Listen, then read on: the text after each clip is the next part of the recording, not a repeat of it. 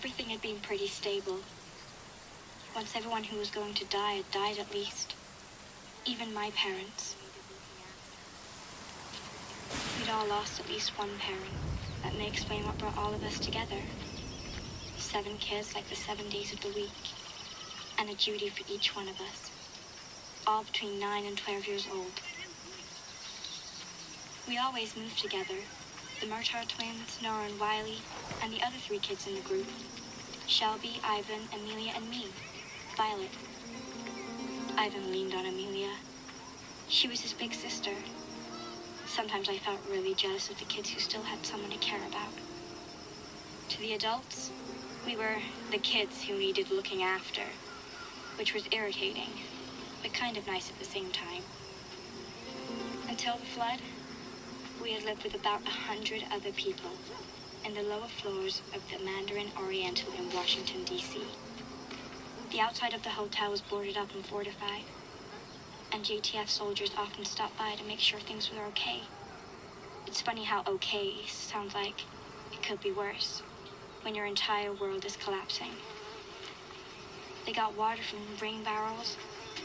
It was a pretty safe place compared to some.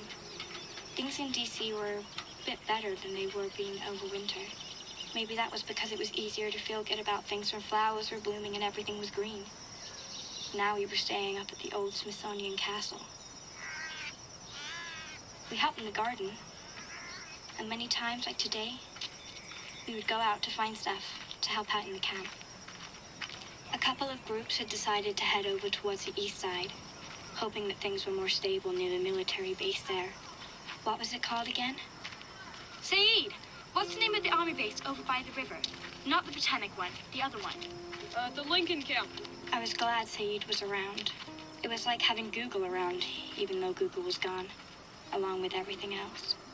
The whole area around the Capitol building was a no-go zone for us. Well, when I say us, I mean the kids. Adults didn't understand that we could figure out how to survive just as well as adults could, but we have to get outside every day to find stuff. We spent most of the time hanging around the mall, as young kids used to do before the Green Plague. But the more we went there, the weirder it felt. Everything was like a museum.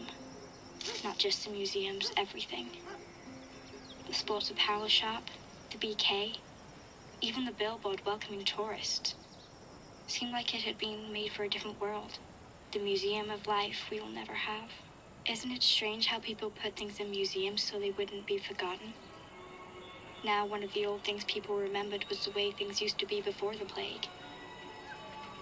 Field trips, weekend outings with parents.